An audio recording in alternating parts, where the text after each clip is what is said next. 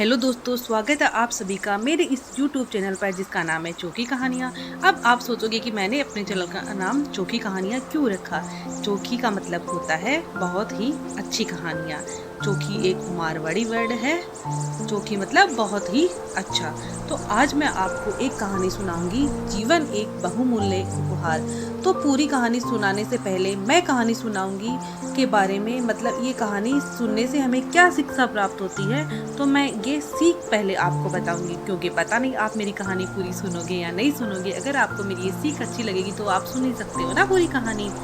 तो जीवन भगवान द्वारा दिया गया अमूल्य उपहार है जिसको पैसों से प्राप्त नहीं किया जा सकता।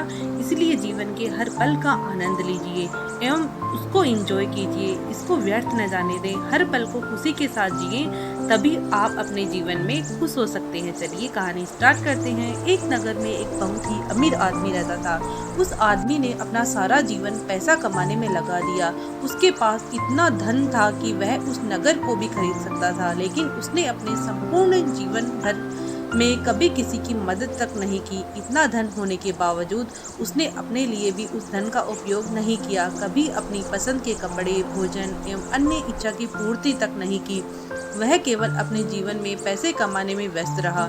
वह इतना व्यस्त एवं मस्त हो गया पैसा कमाने में कि उसे उसके बुढ़ापे का भी पता नहीं चला और वह जीवन के आखिरी पड़ाव पर पहुंच गया। इस तरह उसके जीवन का अंतिम दिन भी नजदीक आ गया और यमराज उसके प्राण लेने धरती पर आए, जिसे देखकर वह आदमी डर गया। यमराज ने कहा, अब तेरे जीवन का अंतिम समय आ चुका है और मैं अब तुझे अपने साथ ले जाने आया हूँ। यह सुनकर वह आदमी बोला, प्रभु, अभी तक तो मैंने अपना जीवन जिया ही भी नहीं है।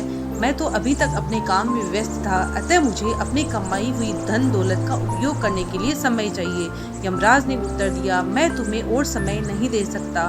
तुम्हारे जीवन के दिन समाप्त हो गए हैं और अब ज्यादा दिनों को नहीं बढ़ाया जा सकता। यमराज की यह बात सुनकर उस आदमी ने कहा, प्रभु, मेरे पास इतना पैसा है, आप चाहो तो आधा धन लेकर मुझे जीवन का 1 वर्ष और दे दीजिए।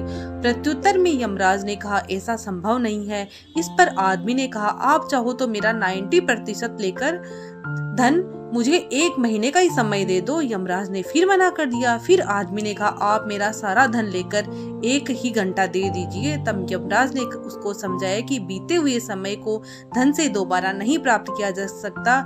इस प्रकार जिस आदमी को अपने धन पर अभिमान था, उसे वह सब व्यर्थ लगने लगा, क्योंकि उसने अपना संपूर्ण जीवन उस व्यर्थ चीज को कमाने में लगा दिया, जो आज उसे जिंदगी का 1 घंटा भी खरीद के नहीं दे पाई। दुखी मन से वह अपनी मौत के लिए तैयार हो गया। अगर आपको मेरी स्टोरी पसंद आती है तो प्लीज़ दोस्तों मेरे चैनल को लाइक और शेयर और सब्सक्राइब जरूर करना। धन्यवाद। अपना ख्याल रखिएगा।